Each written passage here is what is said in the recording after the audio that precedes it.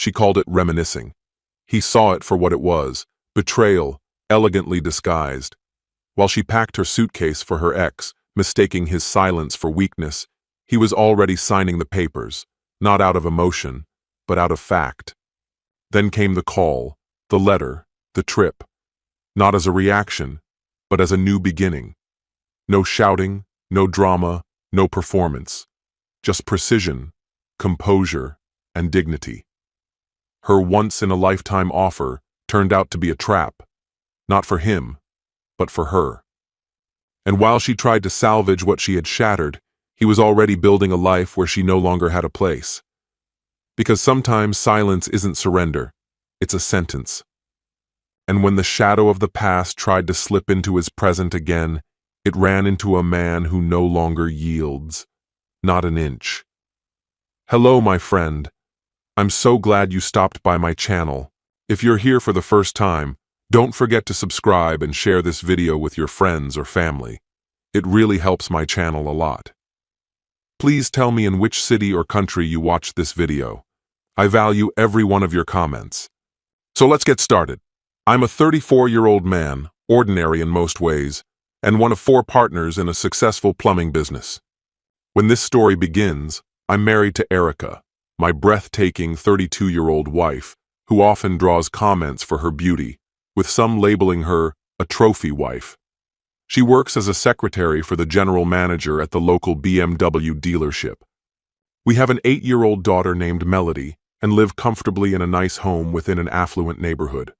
We also own a vacation property on a well-loved island in the Baltic Sea. Erica and I first met when I was hired to install a central heating system in her parents' home. She was still living with them at the time and going through a rough patch, having just ended an engagement to a man infamously known around town as Butt Explosion. The breakup followed a scandalous incident.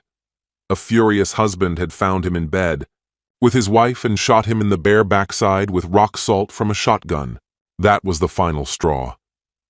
The man's real name was Riley Granger, and he'd built a reputation as a shameless ladies' man. But this time, his behavior had crossed a line. Riley's beginnings were unconventional. His mother had worked as a nanny in California and returned home pregnant. She named her son Riley, thinking it was the name of the American man she'd fallen for, though it was probably a lie. Eventually, she rekindled contact with Evan Granger, a quiet former classmate she'd once overlooked. Seeing him now as a reliable option, she married him. Evan, who had always been a bit of an outcast, was eager to step into the role of husband and father. Against expectations, their marriage thrived. They had 2 daughters of their own and transformed Evan's small computer store into a chain of over a dozen locations. After selling the business to a major corporation, they purchased a luxurious country estate and dove into horse breeding. Evan doted on Riley, determined to give him the kind of upbringing he himself never had. That generosity, combined with wealth and good looks, left Riley feeling invincible and entitled. He had no trouble attracting women until he met Erica. For the first time, Riley was smitten. Erica, however, told him she wouldn't sleep with anyone unless they were married. That went against everything Riley was used to. He pretended to go along, but his impulses won out. When Erica discovered his infidelity, she broke off the engagement, leaving her heartbroken. I saw an opportunity and invited her out, hoping to lift her spirits. To my amazement, she agreed. We had a wonderful night, which ended with her at my place. She opened up to me, saying she wanted to break out of the constraints she'd lived under and taste the freedom her friends enjoyed. Maybe it was a form of revenge on Riley, or maybe it was something deeper, but she decided to sleep with me that night. Despite my efforts afterward, she refused to go out with me again. Rumors swirled that Erica had entered a phase of wild partying and casual relationships, ironically, even hooking up with a few of Riley's former friends. Riley went off to college and kept up his playboy lifestyle, but he never seemed to recover from the blow that Erica, the one woman who had resisted him, had later been with his own circle. It wounded his pride. A year passed. Then I saw Erica again at a party. We started chatting and she told me she was ready to put the reckless lifestyle behind her. We spent more time together, slowly rebuilding trust and familiarity. Eventually, we became a couple. 3 years later, we got married. A few months into our marriage, Erica became pregnant with Melody. Around that time, I was working on a job for one of Riley's old friends, who took pleasure in sharing some disturbing gossip. According to him, Riley had once made a vow to sleep with Erica one day and make sure everyone knew about it. He said Riley always succeeded when he truly wanted a married woman. It wasn't exactly something a new husband wants to hear. I brought it up with Erica. She told me she'd never put herself in a situation where she'd be alone with Riley again, let alone let him act on such a promise. In time, that unsettling conversation slipped into the background of our lives. Years later, we learned Riley had married a wealthy woman from England and moved there. It seemed like we'd seen the last of him. Erica and I settled into what I'd describe as a normal marriage. Some ups, some downs. Then, one evening, the past came storming back without warning. It was a quiet Wednesday night. We were on the couch, half listening to a weather report predicting sunshine for the weekend. Suddenly, Erica turned toward me with an expression I hadn't seen before. "Landon, there's something important I need to tell you," she said. I looked at her, puzzled. "Okay. What's going on?" She hesitated. "It's not about anything recent," she said slowly. "It's something that happened before we met." Then came the name. "Do you remember Riley Granger?" My brow tightened. "You mean butt explosion?" "Yeah, of course I remember. The guy who got rock salt in the ass for sleeping with someone's wife. People still laugh about that. Last I heard, he hadn't changed a bit. Why?" I tried to lighten the mood. "Don't tell me someone finally shot him again." Her face had lost all color. "No, nothing like that. He's still in England. But he came back for a wedding recently. An old friend's. That's where he met Gabriella Miley Erickson. You know her, right?" I gave a slow nod as she continued. "They hit it off, and once he learned she knew me, he started digging, asking about me. Eventually, she gave him my number." A chill ran down my spine. I hadn't forgotten his promise. I kept my voice steady. "So, did he call?" "Yes," she answered, barely above a whisper. "We've talked a few times, just reminiscing." "Reminiscing?" I repeated, my chest tightening like a vice. A dry, bitter chuckle escaped me. What were they to each other, really? 3, maybe 4 months? And he had already betrayed her. Hardly the kind of romance worth revisiting. "You don't understand," she said, her tone low and urgent, nearly pleading. "We had dreams back then," she went on. "We imagined a future together. I just wanted to step into that for a second, just to remember." "Dreams?" I scoffed. "That future's dead. What's this actually about?" She hesitated, then chose her words carefully. "He asked to see me." I didn't even pause. "Naturally. This is the same guy who bragged he'd sleep with you just to prove a point. Hard to pull that stunt over FaceTime." Her complexion drained, my words landing like a slap. "That's not fair," she protested. "He's reaching out as a friend, that's all." "Perfect," I said. "Let's host him. Bring his wife, too. We'll throw a nice little dinner party, all very civilized." She shook her head. "That's not what he had in mind. He got this all-inclusive deal at a luxury resort in Ischia. He invited me to come along. His wife's afraid of flying, so she's not going, but she trusts him. She's fine with it, apparently." I stared at her like she'd just spoken in tongues. "You've lost it." "Just listen," she said, her voice trembling now. "I already told him yes. It's a once-in-a-lifetime offer." She tried to justify it. "We couldn't dream of affording anything like that right now, not with how much we're sinking into the summer place." My hands curled into fists. This wasn't just a reckless choice, it was a fracture. And she was right about one thing.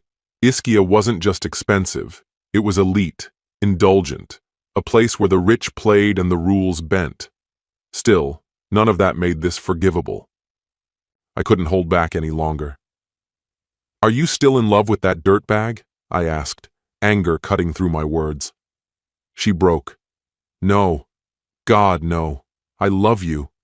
You're the only person I've ever truly loved." I laughed, cold and sharp. "This is your definition of love? Jetting off for a week with some sleaze to a 5-star island getaway?" "Stop it," she cried. "You're twisting everything. I never implied anything romantic would happen." She pressed on, frantic now. "He didn't ask for anything. I didn't offer anything. I would never betray you like that." That was it for me. My voice rose with finality. "No intimacy, no cheating? Then why the hell is he inviting you to the most luxurious resort in Italy? Don't insult my mind by talking about happy gifts. If you sincerely believe that he does not expect to sleep with you, then you are either lying or so naive that it causes pity. And don't pretend to be shocked when some sketchy photos or videos appear online." She shrank back, stunned. "You think I'd just whore myself out because Riley invited me on a free trip and his wife stayed behind?" "You tell me," I replied, voice cold as ice. "Did she actually tell you she was okay with this?" She faltered. "No." "Then yeah, that's exactly what this looks like. And here's the thing. Once you cross that line, there's no pretending you didn't. That kind of stain doesn't wash off." Tears welled in her eyes and streamed silently down her face. "You'll see," she whispered. "Nothing bad will happen. No one in Ischia will even know I'm there with him." I laughed again, the sound sharp as broken glass. "Except me. You really think I'm just going to keep this to myself?" For the first time, real fear flickered in her expression. The cost of that free vacation was sinking in. "Please," she whispered, "don't destroy us over this. I'll make it right when I come back, I swear." "There's only one way to make it right," I said, my voice like stone. "Call him. Tell him you're not going. Do it now." Her lips trembled. I can't." That was the end of it. I didn't need to hear anything more. Our marriage had already died. And strangely, a sense of calm settled over me as I turned away and muttered, "Then enjoy your holiday." I walked out and poured myself a tall glass of the best single malt I owned. We didn't exchange another word that night. By morning, she was composed again, cool and smug. With a sarcastic little smile, she said, "So, do you still think your wife's a whore?" I looked her in the eye. "Did you cancel the trip?" The smile faded. "No, I told you I can't." "Then yes," I said quietly. "That's exactly what I think." Her face hardened. "What do your opinions even matter anymore?" she snapped. We ate our breakfast in silence, the weight of everything unspoken hanging heavy in the air. Later, at work, I picked up the phone and made a call. Clara Smith answered, surprised to hear from me. "Want to grab lunch today?" I asked. She lived just down the street, mother to my daughter's best friend. About 5 months ago, she'd kicked out her cheating husband. She wasn't flashy like Erica, not some prize for show, but she had strength, a quiet kind of resilience. And I'd always noticed her. Over lunch, once the small talk had passed, I leaned closer and said, "I need to tell you something, but you've got to promise to keep it between us." She tilted her head, curious. "A secret? Should I brace for a twist?" "No twist," I said calmly. "In fact, it's more of an invitation. I'd like you and your daughter to come with Melody and me to Euro Disney in Paris. I'll cover everything." Clara's eyes narrowed, skeptical. "There has to be a catch." "There's not," I replied. "No hidden agendas, before, during, or after. To be honest, I think the trip would be smoother for me and more fun for Melody if you both came along." She hesitated, clearly turning it over in her mind. "And Erica? What's her take on this?" "She won't care," I answered, my tone going cold. She's too busy planning her little escape to Ischia with her ex. I paused, then added, I've made my decision. I'm getting a divorce. Clara fell silent. The pause between us was heavy until she finally said, All right, tell me, what's the plan? There isn't one yet, I admitted. But if you're in, we'll work it out together. Less than an hour after lunch, she called back. Count me in. That same night, she'd already sorted out childcare and met me at my office to start organizing. I half expected her to bring up room logistics, maybe suggest separate accommodations, but instead, she proposed something unexpected, a shared family room so the girls could bunk together. I didn't object. From that point on, we were in daily contact. We booked our flights to Paris, rented a car, and reserved a hotel near Euro Disney. Meanwhile, back at home, things with Erica had grown icy. We barely exchanged words. Whatever connection we had was gone, and intimacy was no longer even a thought. If she noticed, she didn't show it. One day, while washing her car at a gas station, I opened the glove box and found a folder she'd forgotten. Inside were printed pages from the Ischia Hotel website and an email from Riley confirming their flights and ferry booking. It didn't feel like an accident, more like a calculated signal, but really, it just sealed the deal. Everything suddenly made sense, and Erica would soon see just how much. Had I confronted her, said cancel the trip or we're done, she might have stayed home. But why offer her an escape route? Not after she eagerly agreed to a luxurious vacation with that guy. That was the moment she crossed the line, and don't let her pretend she didn't know what kind of arrangement she was walking into. Yes, I was going on a trip too. Clara would be with us, but I'd made no demands, set no expectations. Clara was single, and by the time we boarded the plane, my divorce papers had already been filed. What happened from then on would unfold naturally. It wasn't the same thing Erica had done, not even close. When I told her Melody and I would be in Paris while she was away in Ischia, she barely reacted, didn't ask for details. Maybe we'd both given up on the idea of love, but for very different reasons. The night before her departure, she was packing while I lay silently in bed. She walked over and reached toward me, but I pulled away. Don't, I said sharply. She froze. Can we just talk? We will, I said, voice flat, after our trips. She left at dawn. As soon as I confirmed their ferry had docked in Ischia, I picked up the phone and dialed his wife. She lost it. This is unbelievable, she raged. Tracking her down wasn't hard. A single call to Erica's friend Nancy got me the last name. When someone goes by a ridiculous nickname like Butt Explosion, it's easy to trace them. A quick search brought me to the Granger family's landline. Then I sat down to write the letter. Dear Erica, the man you've run off with, your past and present lover, is nothing but a fraud. I spoke to his wife. She's at home, left behind to play hostess, while her husband sips wine with you in Ischia. She actually sounded calm, said she liked the island. Maybe you should have checked with her before believing every word that pathetic creep fed you.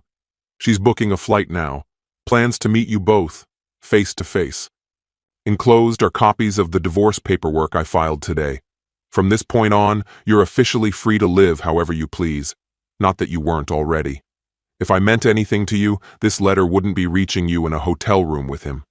Landon, soon to be your ex-husband, I faxed the letter and the documents directly to their hotel. The response was immediate. My phone didn't stop ringing. Landline, mobile, both. I ignored every call.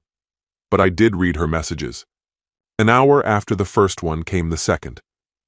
I'm flying home tomorrow. We need to talk. I replied with a single message. You didn't stumble into a hotel bed with him by mistake.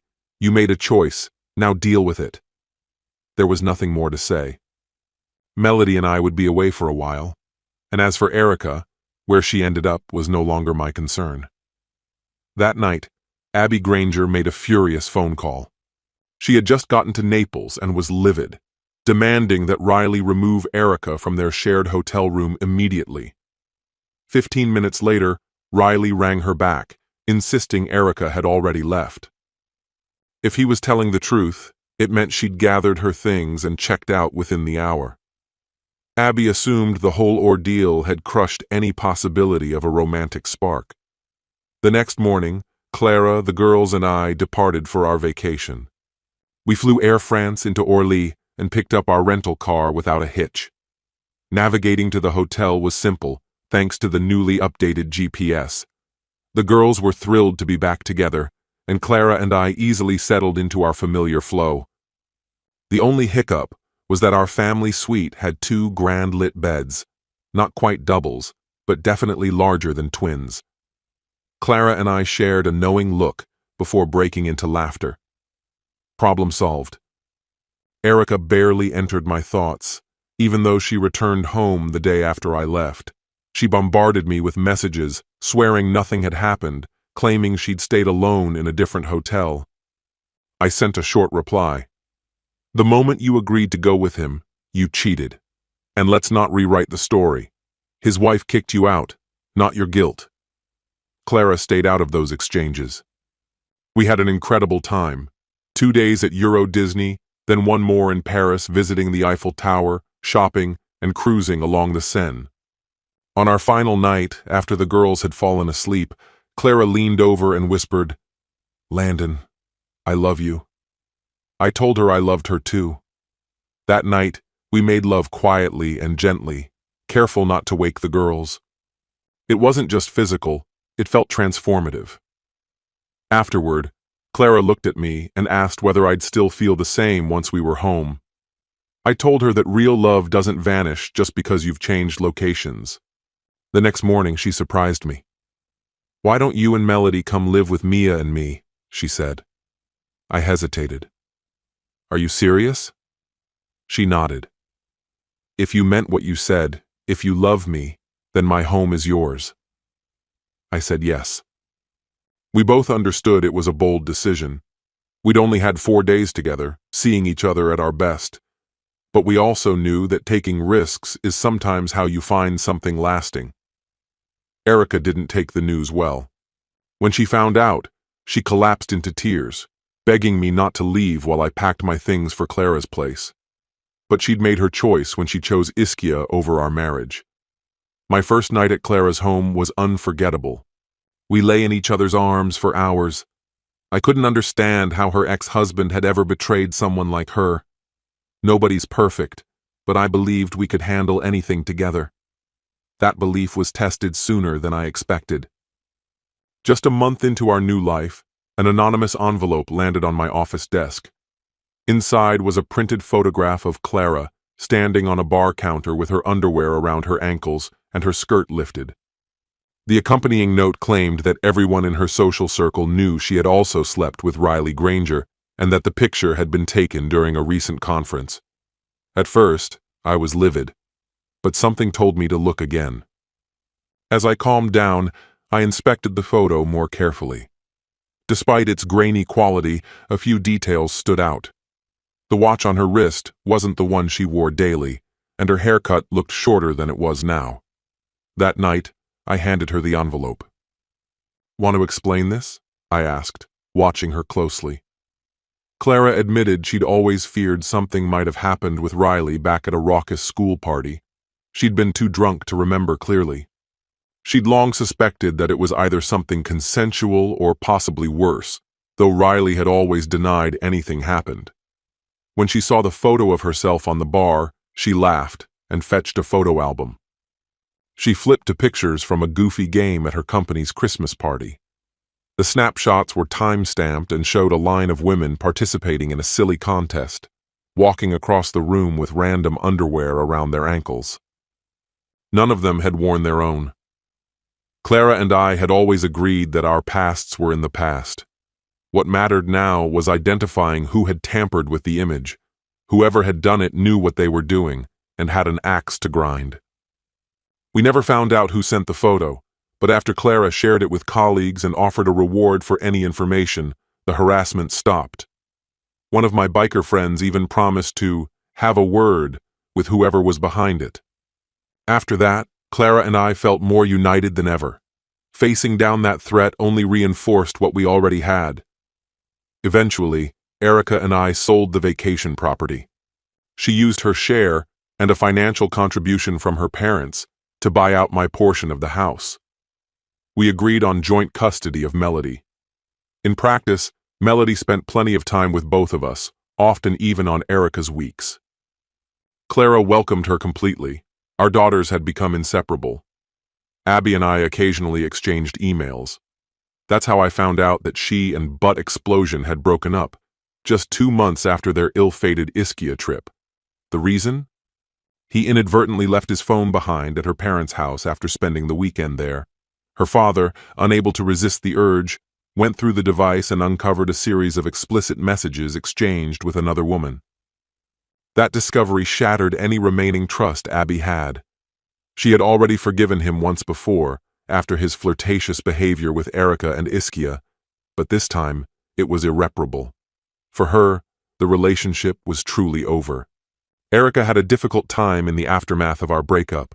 The early days were filled with emotional turmoil, but eventually, she regained her sense of self. Today, she's thriving, confident, self-assured, and embracing her independence as a striking single woman. There was never any real desire between her and Butt Explosion to revisit what once was. Too much had been said and done during their breakup, and whatever friendship had existed was beyond repair. Since then, Erica has dated a few people. The first relationship ended almost as soon as it began, barely a month, largely because the guy was socially clumsy and hard to connect with. Her current partner, however, seems to be a much better match. Even Melody has come around to him, offering her blessing to the new romance. The only issue is that he's still picking up the pieces from a messy divorce, one that left him emotionally raw and financially depleted, as his ex-wife left with the lion's share of their assets. As for Clara and me, we're deep into wedding planning. Things are aligning beautifully, not just between the two of us, but also between our daughters. When we first blended our households, we spent many nights talking about the life we wanted to build together. We don't see eye to eye on every detail, but we're committed to resolving our differences with understanding and care. Our bond feels more solid than ever, especially when it comes to our physical intimacy. Recently, we agreed to start trying for a baby. We're actively pursuing that dream, and even our girls are excited about the possibility of having a new sibling join the family. This story has come to an end. What's your opinion? Share it in the comments, my friend, and if you like this story, check out other exciting videos on my channel. I'll say goodbye until the next video. See you.